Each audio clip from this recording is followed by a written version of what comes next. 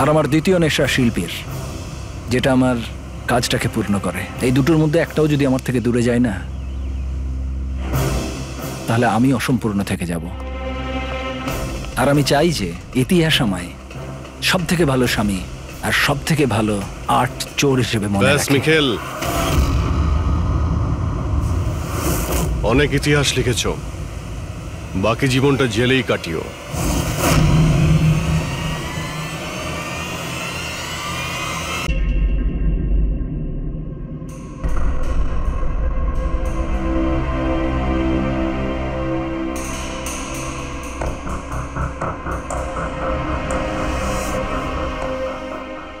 কি ব্যাপার অভিজিৎ, খুব অস্থির দেখাচ্ছে, কি হয়েছে? আরে ভাই, ওই একটা ভিডিও কল আসবে, তার জন্যই ওয়েট করছি। Video call? এর আগে তোমাকে কখনো ভিডিও কলে কথা বলতে দেখিনি। কোনো বিশেষ ব্যাপার কি? আরে ভাই, তুমিও না প্রত্যেকবারই। আরে তেমন কিছু নয়। আরে আমাদের কেতনবাবু ছিলেন না, ওই ক্রাইম ব্রাঞ্চের।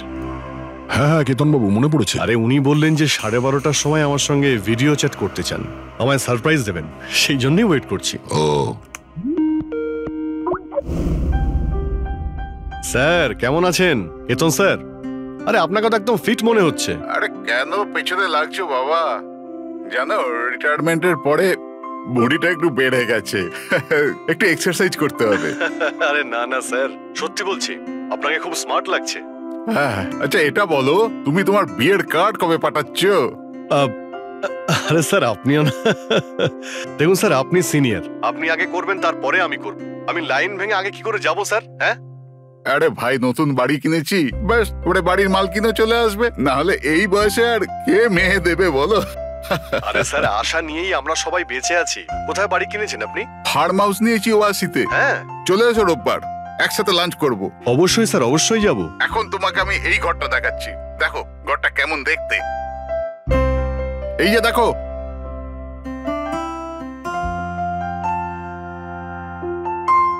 এবার আমি তোমাকে দেখাবো আমার স্টাডি রুম।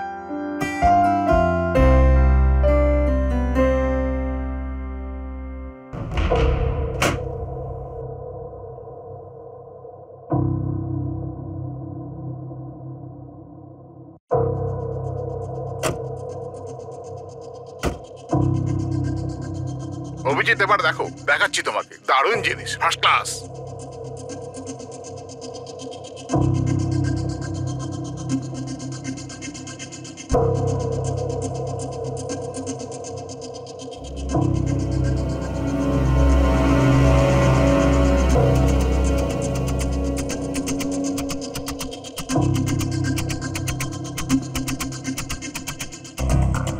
দেখলে অভিজিৎ, এটা হলো আমার স্টাডি রুম। স্যার, খুব ভালো হয়েছে, খুব ভালো।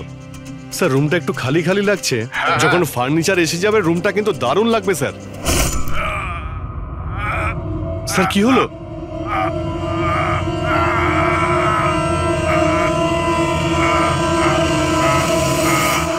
ও নো স্যার, কি আরে হয়েছে? ভাই, স্যারকে কেউ ছুরি মেরে দিয়েছে। ছুরি মেরে দিয়েছে? কোথায়? কে মেরেছে ছুরি? বুঝতে পারছি না। কিন্তু তুমি তো ভিডিও চ্যাট করছিলে ওর সাথে না? হ্যাঁ করছিলাম, কিন্তু হঠাৎ করে এই ছুরি কোথা থেকে এলো আর কিভাবে ওনার লাগলো কিছুই বুঝতে পারলাম না। কি?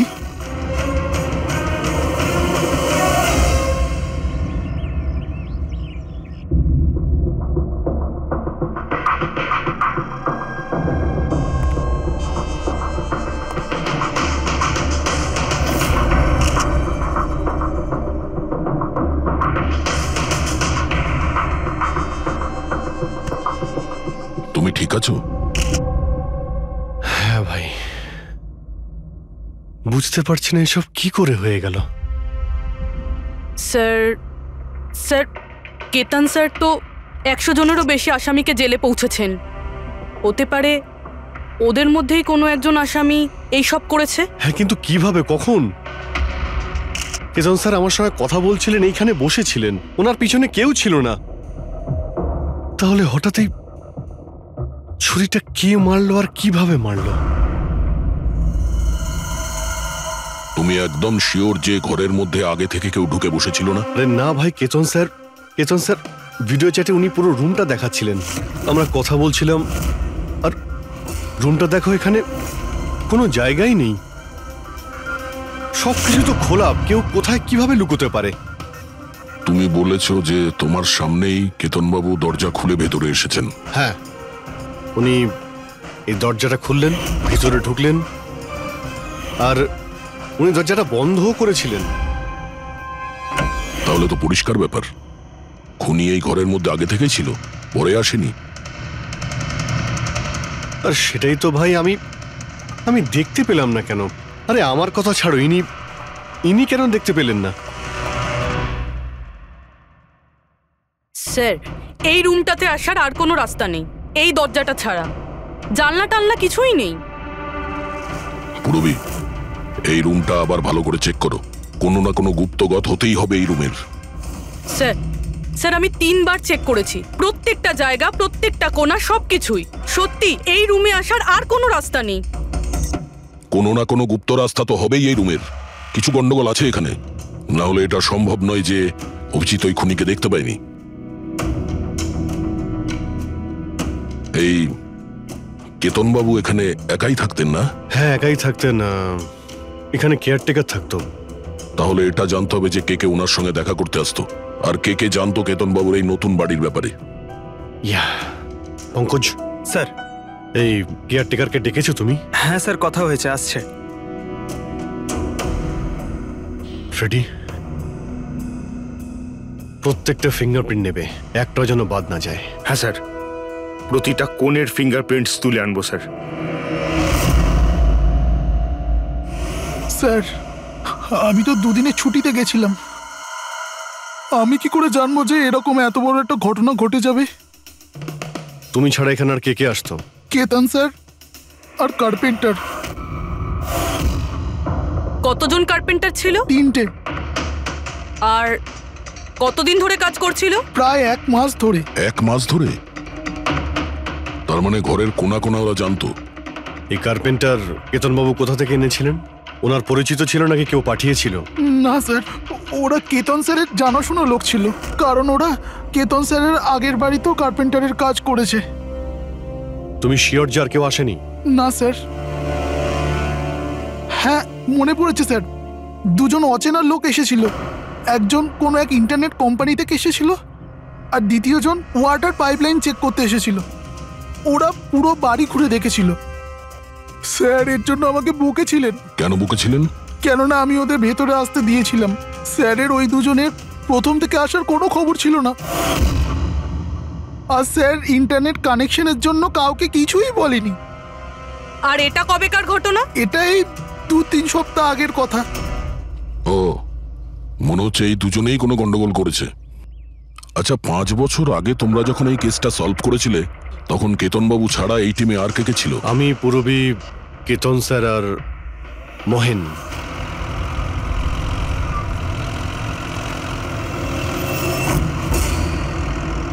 ওই মহিলার প্রাণের ঝুঁকি আছে, আর ওইখানে আশেপাশেই আছে। হ্যাঁ স্যার, তাড়াতাড়ি পৌঁছে যাব। আর 15 মিনিট লাগবে ওই ওয়ার হাউস, আমরা এসেই গেছি।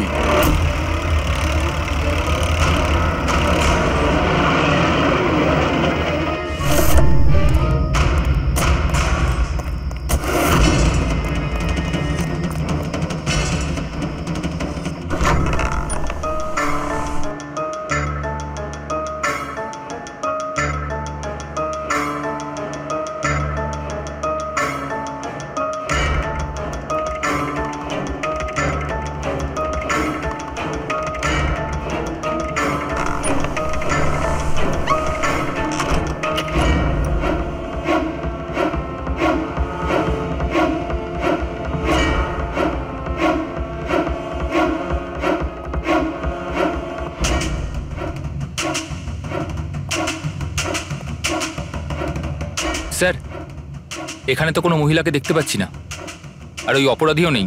ওটা কোনো মিথ্যে কল ছিল না তো?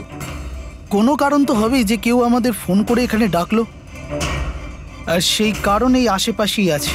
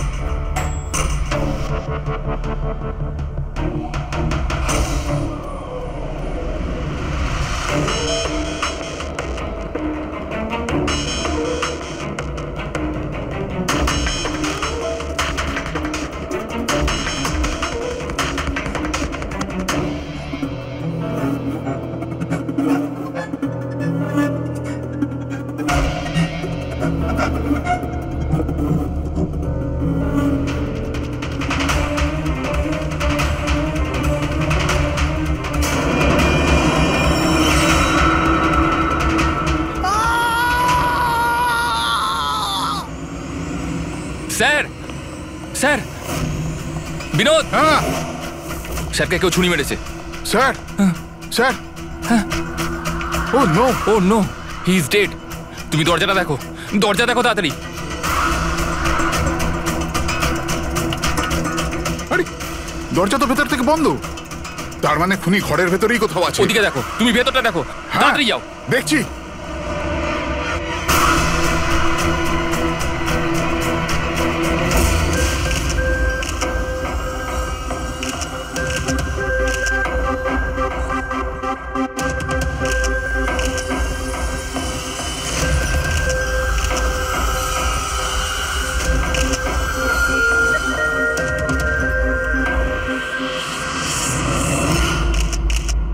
তাহলে এখানে কেউ ছিল না? হ্যাঁ স্যার সত্যি বলছি, এখানে মেহেন স্যার আর আমাদের ছাড়া আর কেউ ছিল না।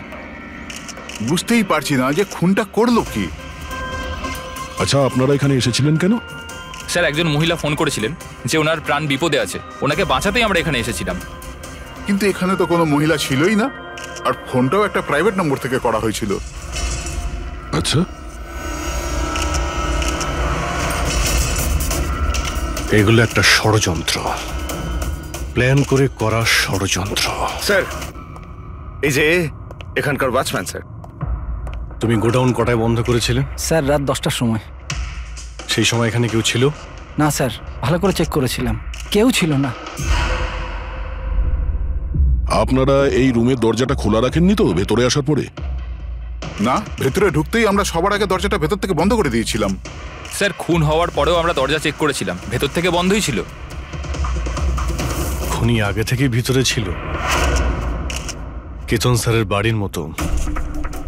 একটাই দরজা যেটা বন্ধ ছিল, আর কোনো জানালা নেই। তাহলে খুনি গেল কোথায়? স্যার আবারও একজন এমন অফিসারের খুন হয়েছে যাকে আমরা চিনি।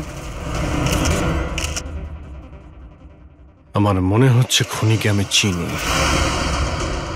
অভিজিৎ, তুমি কি করে খুনিকে চিনবে? তুমি তো দেখোইনি খুনিকে। বুঝে গেছি স্যার, আপনি কার দিকে ইঙ্গিত করছেন।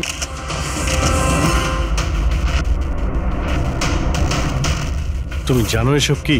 হ্যাঁ, এটা এশিয়ার নামকরা ক্লাসিক আর্টওয়ার্ক, কিন্তু এসবের এই কেসের সঙ্গে কি সম্পর্ক? যেটাকে তুমি এশিয়ার বিখ্যাত আর্টওয়ার্ক ভাবছো, সেটা আর্টওয়ার্ক ঠিকই, কিন্তু অরিজিনাল নয়। এটা ডুপ্লিকেট, নকল। এগুলো নকল, কিন্তু দেখতে একদম আসল, অথচ এটা নকল।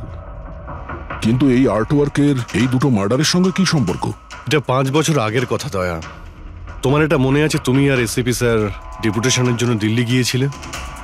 সেই সময় কিছুদিনের জন্য আমি আর পুরবী একটা কেসে ক্রাইম ব্রাঞ্চের হয়ে কাজ করেছিলাম। হ্যাঁ হ্যাঁ হ্যাঁ, কিছু কিছু মনে পড়ছে। এটা সেই কেস না যাতে কেউ নকল আর্টওয়ার্ক বানিয়ে সেটাকে বেশি দামে বেচার চেষ্টা করছিল? কারেক্ট, এই আর্টওয়ার্ক সেই বানিয়েছে, মিখেল। ওর নাম মিখেল।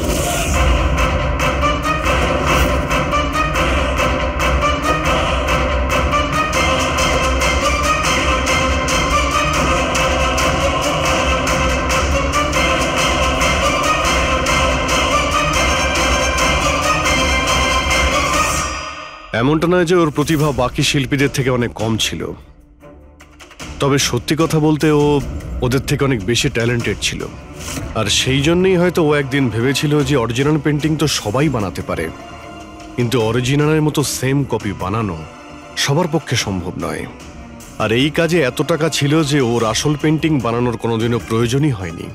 ও কোটি কোটি টাকা ইনকাম করেছিল মহান আর্টিস্টের অরিজিনাল পেন্টিংয়ের নকল পেন্টিং বানিয়ে। আর ওর কাজ এতটাই ভালো ছিল যে কেউ বলতে পারতো না যে পেন্টিংটা আসল না নকল। অনেকবার তো 30-40 বছরের আগের ক্যানভাসের পেন্টিং করেছে ও, অথচ সেটা কারো পক্ষে ধরাই সম্ভব ছিল না। কিন্তু একদিন পরিস্থিতি এমন হলো, অনেক আর্ট প্রেমী যখন কোটি কোটি টাকা লস করলো, তখন ক্রাইম ব্রাঞ্চ মিখেলকে ধরার দায়িত্ব আমাদের 4 জন অফিসারকে দেয়। কেতন স্যার, মহেন, পুরবী আর আমি। মিখেলকে ধরা এত সহজ ছিল না, কিন্তু কথায় আছে না, পিঁপড়েকে ধরতে হলে মিষ্টির ব্যবহার করতে হয়। আর এই পিঁপড়ের মিষ্টি ছিল ওর পুরনো ক্যানভাস আর সেই কেমিক্যাল যেগুলো ব্যবহার করত 200 থেকে 250 বছরের পুরনো পেন্টিং তৈরি করতে। আমরা সমস্ত আর্ট গ্যালারি আর দোকানে নজর রাখতে শুরু করে দিই যেখানে এইসব জিনিস পাওয়া যেত। যারা এই সমস্ত জিনিস কিনতে আসতো তাদের পুরো ঠিকুজি কুষ্টি পার করতাম আমরা।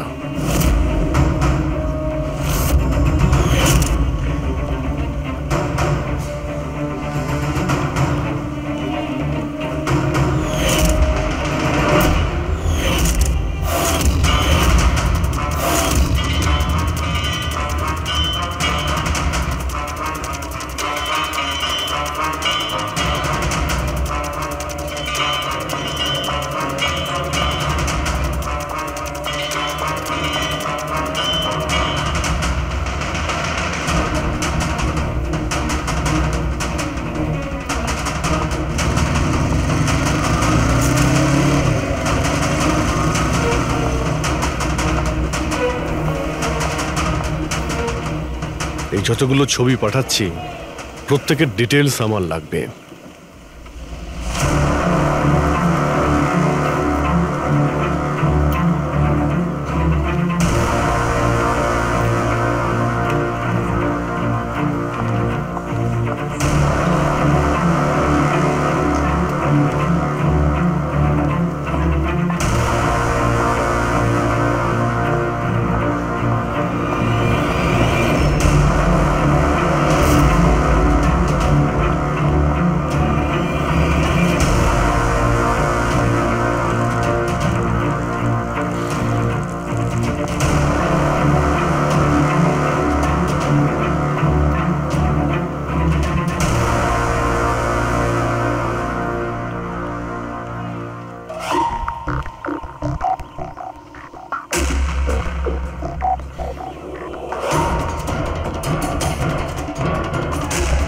আর তারপরে 1 সপ্তাহ পরে আমরা এমন একটা মেয়েকে দেখলাম যে জিনিসপত্র তো কিন্তু তার কোনো আর্ট ব্যাকগ্রাউন্ড ছিলই না।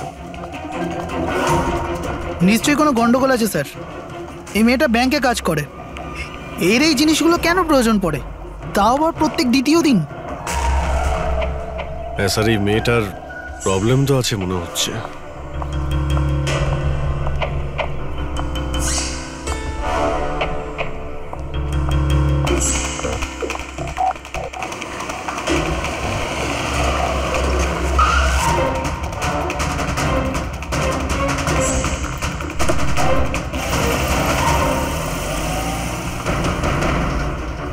এই মেয়েটার একটু গন্ডগোল আছে, ওর পিছু নাও, দেখো কোথায় যাচ্ছে।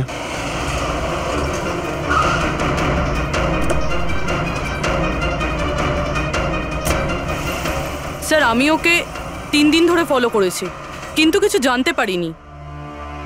কারণ ও এই সমস্ত জিনিস নিয়ে ওর বাড়ি চলে যেত, কিন্তু 4র্থ দিন ও অন্য কোথাও গেল।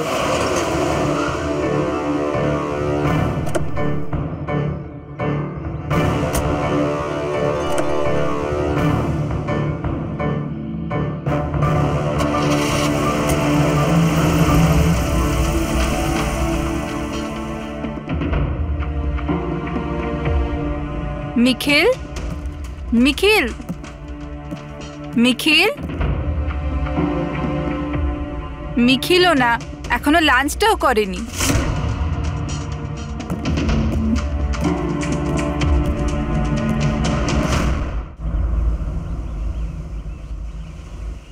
এখনো লাঞ্চও করনি?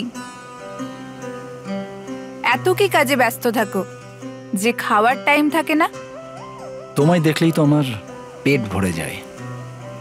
জানু, বেবিকে মাখন লাগানোর না, এটা অনেক পুরনো আইডিয়া। মাখন নয়, সত্যি বলছি, তোমার মতো ভালোবাসতে পারে এমন জীবনসাথী কোথায় পাবো আমি, যে আমার জন্যে নিজেকেও বিপদে ফেলতে পারে। আমি তো তোমার জন্য নিজের জীবনটাও দিতে। খবরদার, এরকম কথা যদি আরেকবার তুমি বলেছ, যদি তোমার কিছু হয়ে যায় না, আমি এই দুনিয়াটাকে আগুন লাগিয়ে দেবো। এত ভালোবাসো আমায়? নিজের থেকেও বেশি। যদি আমি কিছু চাই, তুমি আমায় দেবে? আমি জানি তুমি আমার থেকে কি চাইবে, যে আমি কেন সবকিছু ছেড়ে দিচ্ছি না। জানোই যখন, তাহলে তুমি কেন ছেড়ে দাও না?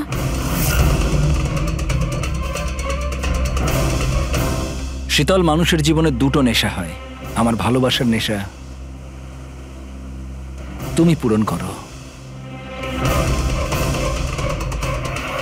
আর আমার দ্বিতীয় নেশা শিল্পীর, যেটা আমার কাজটাকে পূর্ণ করে। এই দুটোর মধ্যে একটাও যদি আমার থেকে দূরে যায় না, তাহলে আমি অসম্পূর্ণ থেকে যাব। আর আমি চাই যে ইতিহাস আমায় সব থেকে ভালো স্বামী আর সব থেকে ভালো আর্ট চোর হিসেবে মনে রাখে। মিখেল, অনেক ইতিহাস লিখেছ, বাকি জীবনটা জেলেই কাটিও।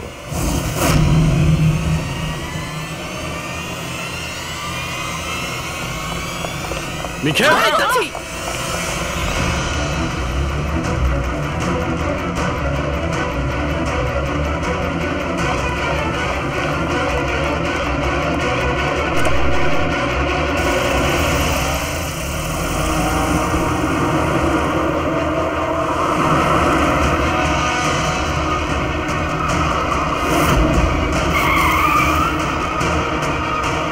প্লিজ আমার কথা শোনো, জেদ করো না, নিজেকে আইনের হাতে তুলে দাও প্লিজ। না, আমি করব না।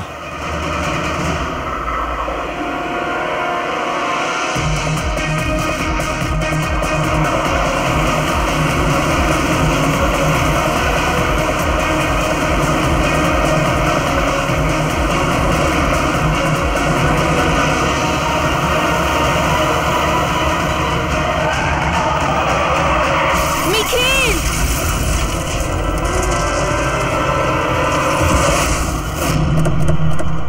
শীতল, মিখেল দাঁড়া, বলছি, দাঁড়া, শীতল, দাঁড়া। শীতল, চোখ খোলো, শীতল।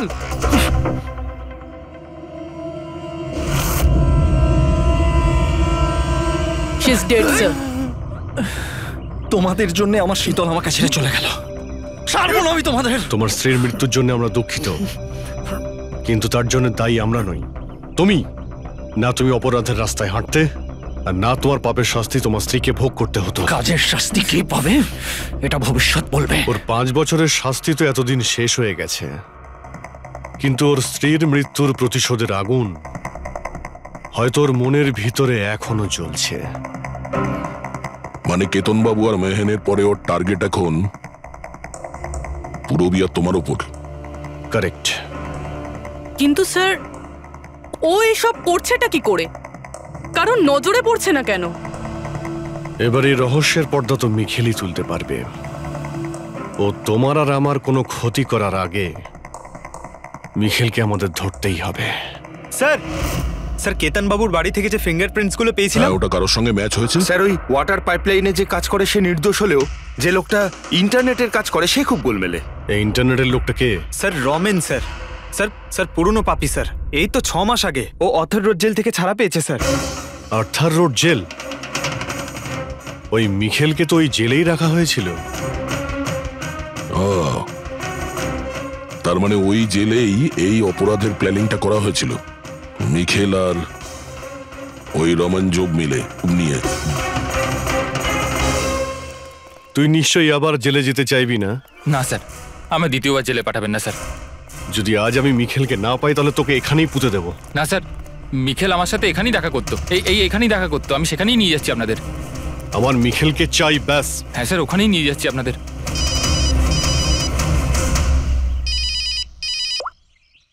হ্যাঁ শান্তি, কি বাবা শরীর খারাপ করছে? কিন্তু এরকম হঠাৎ? আমি তো কেসের ইনভেস্টিগেশন করতে এসেছি। কি হয়েছে? স্যার ওই বাবা একটু অসুস্থ হয়ে পড়েছে। ওই শান্তি নার্স যে আমার বাবার দেখাশুনো করে সেই ফোন করেছিল। ঠিক আছে, তুমি যাও, আমরা দেখে নিচ্ছি। কিন্তু স্যার। যাও, আর কোনো প্রয়োজন পড়লে ফোন করবে।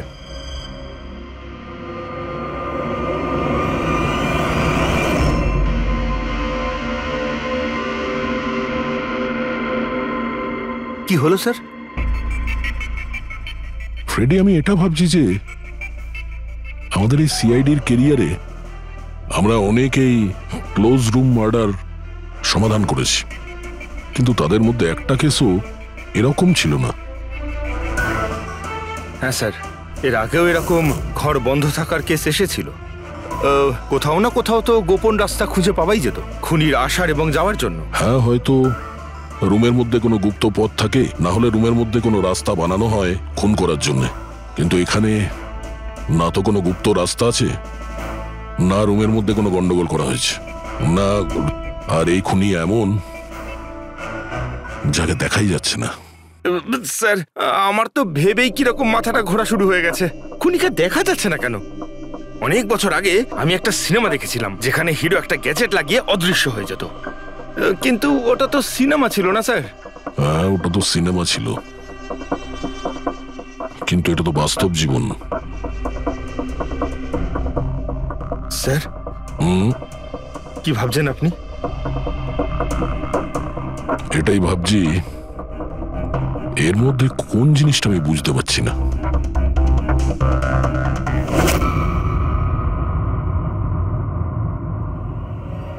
ও মাই গড, তার মানে এই ব্যাপার।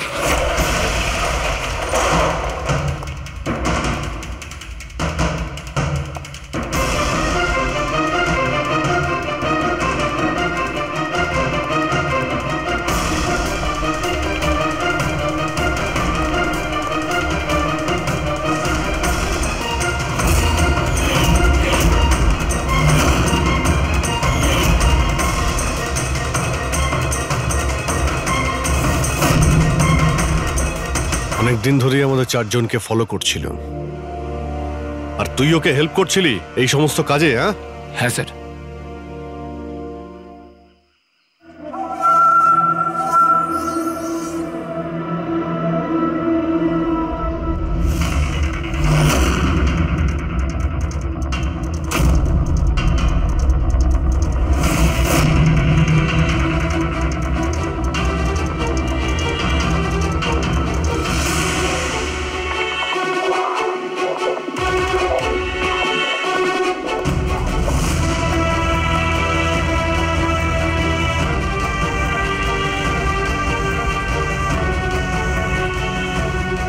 কিন্তু এই ওয়ালপেপার, ফার্নিচার, এসবের ছবি কেন নিয়েছিলি? হ্যাঁ, ওই মিখেল যেমন যেমন বলেছিল আমি সেরামই ছবি নিয়েছিলাম স্যার।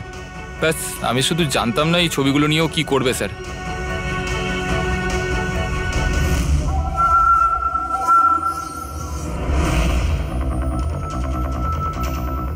তাহলে কি এই ছবির মধ্যেই লুকিয়ে রয়েছে খুনের রহস্য?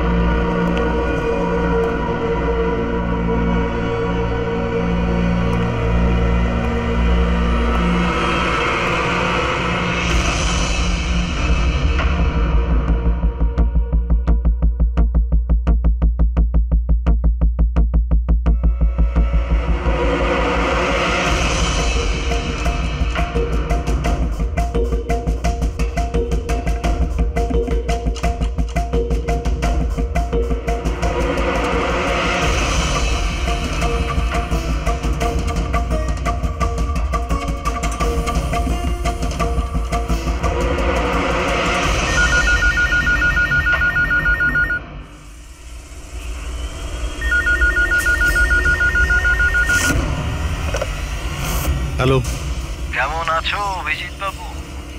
মিখেল, ব্যাপার, এতদিন পরেও তুমি আমার গলার আওয়াজ ভুলোনি। এমনিতে আমি জানতাম যে তুমি আমার বাড়ি পর্যন্ত নিশ্চয়ই পৌঁছবে। ইন্টেলিজেন্টে তুমি আমাকে স্বাগত জানাতে আমি বাড়িতে ছিলাম না। তোকে স্বাগত তো জানাবে সিআইডি, যখন আমরা তোকে আরেকবার ধরে জেলে নিয়ে যাব। জেল তো আমি তখন যাব না যখন তোমাদের নজরে আমি আসব। তার আগে এই ধাঁধাটা তো সমাধান করো যে আমি তোমাদের এমনিতে নজরে কেন আসছি না। কি হলো, কি ভাবনায় পড়ে গেলে?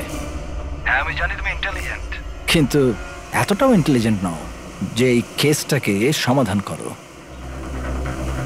কেসটা তো তোমার আর পুরবীর মৃত্যু দিয়েই শেষ হবে। মিখেল, না না না না না না না, রাগ নয় অভিজিৎ বাবু, রাগ করে কেন নিজের বিপি বাড়াচ্ছ? চলো একটা ছোট্ট তোমায় হিন্ট দিয়ে দিই। আমায় তুমি সেখানেই দেখতে পাবে যেখানে এই গল্পের শুরু হয়েছিল, যেখানে শীতলকে তুমি আমার থেকে ছিনিয়ে নিয়েছিলে। পুরবী মারা যাওয়ার আগে তো নিশ্চয়ই পৌঁছতে পারবে। মিখেল, মিখেল, হ্যালো পঙ্কজ, তুমি এক্ষুনি পুরবীকে ফোন করো, ওকে বলো বাড়িতে থাকতে, বাইরে বের না হতে। ও কি হলো স্যার? আচ্ছা, আমি যেটা ভাবছি সেটা যদি ঠিক হয় তাহলে জানা যাবে যে খুনি এগুলো কিভাবে করলো। কিভাবে? আশ্চর্য তো, বাবা তো পুরোপুরি সুস্থ আছে, তাহলে তাহলে শান্তি ফোন করে আমাকে ডাকলো কেন? আর নিজেও তো বাড়িতে নেই। ফোন করলাম, ফোনটাও ধরছে না।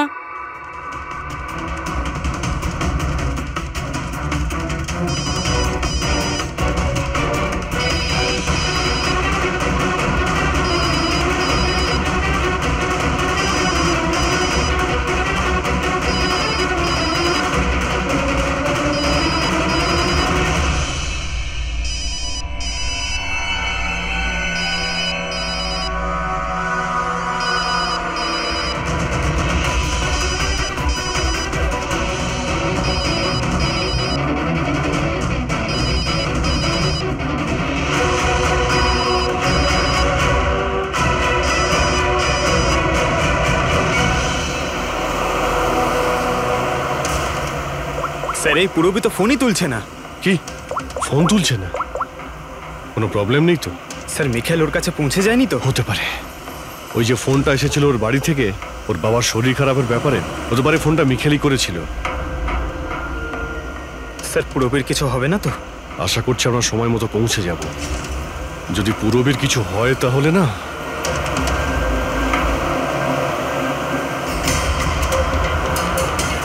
এসে গেছি। এটা সেই জায়গা যেখানে মিখেলের ওয়াইফ মারা গিয়েছিল।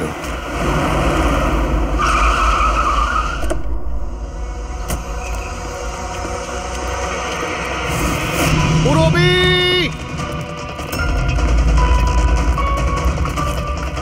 Purabi!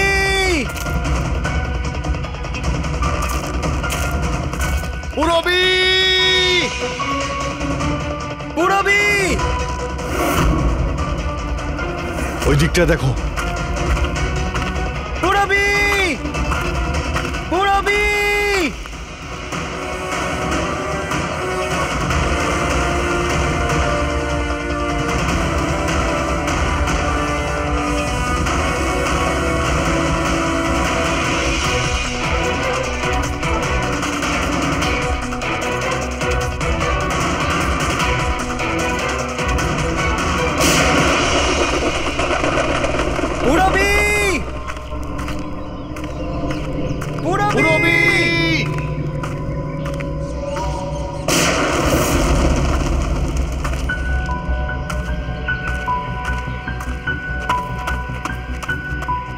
Sir!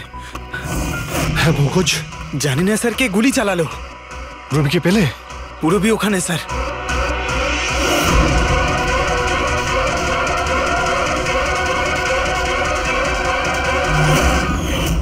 Oh no! Pankaj, alert থাকবে।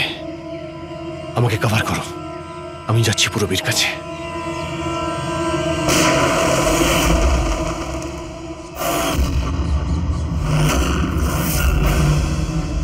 ভয় পেও না অভিজিৎ, এখনো মরেনি।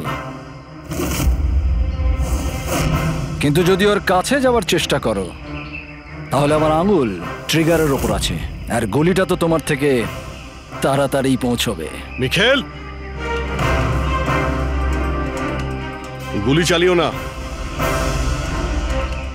দেখো, তুমি প্রতিশোধ নিতে চাও তো? দেখো আমি এসে গেছি, তুমি পূরবীকে যেতে দাও। খবরদার, কোনো চালাকি নয় অভিজিৎ, কারণ তুমি আমাকে দেখতে পাবে না, কিন্তু আমি তোমায় ভালো করে দেখতে পাবো।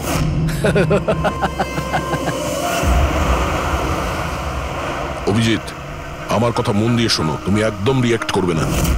তুমি এই মিখেলকে দেখতে পাবে না। তুমি আর কেতনবাবু, ওকে কেতনবাবু স্টাডি রুমে দেখতে পাওনি। মাহান ওকে আর্ট ওয়্যার হাউসে দেখতে পাইনি। পূরবী নিজে ওকে ওর ঘরে দেখতে পাইনি। কেন? কারণ ওকে দেখা সম্ভব নয়। ও যেখানে যেখানে অন্যায় করে সেখানকার কোণে কোণে ও লুকিয়ে পড়ে। ওই রুমে, ওই ডেকোরেশনে ও এমন ভাবে লুকিয়ে পড়ে কেউ বলতেই পারবে না যে ও আর্ট পিস না, একজন মানুষ। কেতনবাবুর রুমে ও ও ওয়ালপেপার হয়ে গেছিল, ওয়ালপেপার।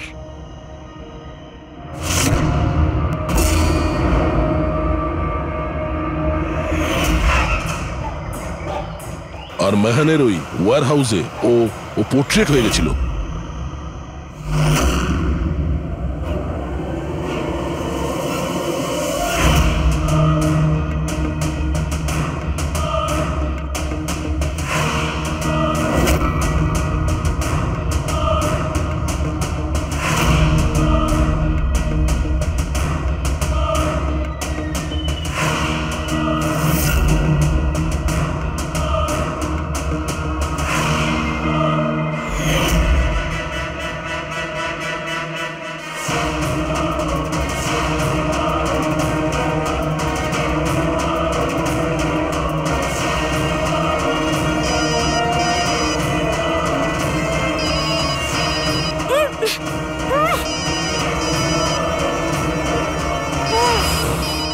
এটা আমি তখনই বুঝতে পারলাম যখন ওয়্যার হাউসের ক্রাইম সিনের ফটোগুলো আমি দেখলাম। তখনই আমার নজর ওই পোর্ট্রেটের আঙুলের উপর গেছিল।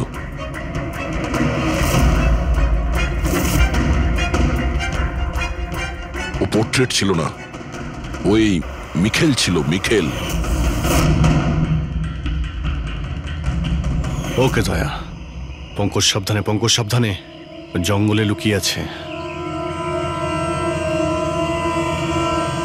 পঙ্কজ, তুমি এখানেই থাকো, পূরবীর দিকে নজর রাখবে। মিখেল, আমরা কিছুই করব না, আমরা এখান থেকে চলে যাচ্ছি। তবে তুমি পূরবীকে ছেড়ে দাও প্লিজ।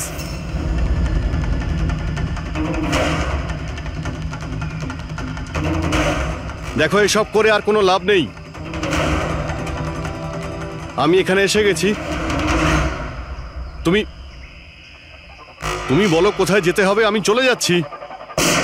বাস, আগে এগোবে না অভিজিৎ, আমার সাথে গেম খেলা বন্ধ করো। ঠিক আছে, ঠিক আছে, গুলি চালিয়ে কোনো লাভ নেই, আমরা এখান থেকে চলে যাচ্ছি। কিন্তু তুমি তুমি কি চাও মিখেল? যা কিছু হয়েছিল সেটা সেটা তো হয়ে গেছে, কিন্তু এসব করে তুমি কি পাবে? হ্যাঁ,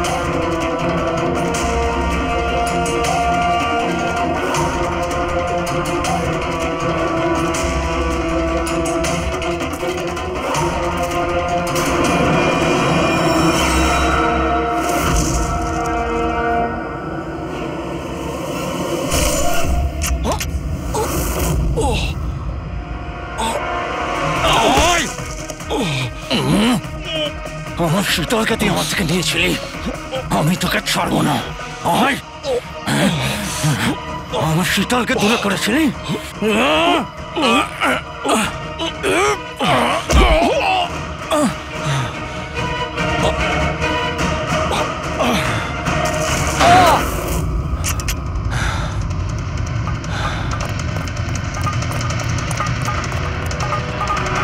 মুরব্বি, তুমি ঠিক আছো তো? তোর আসল জায়গা জেলে, আর এইবার তুই বাইরে আসবি না, সোজা ফাঁসিতে ঝুলবি। আমার বউয়ের জ্বলন্ত চিতা দেখে আমি শপথ নিয়েছিলাম যে যতক্ষণ না তোমাদের চারজনকে আমি শ্মশানে পাঠাবো, না বেঁচে থাকবো না মরবো। দুজন তো গেল, এখন তোমরা দুজন বেঁচে। তোমাদের আইনকে বলো যেন শক্ত থেকে শক্ত জেল বানাই, কারণ এবার কোনো জেলই তোমাকে আমার থেকে বাঁচাতে পারবে না। ঠিক আছে, চলো নিয়ে যাও একে। চল চল।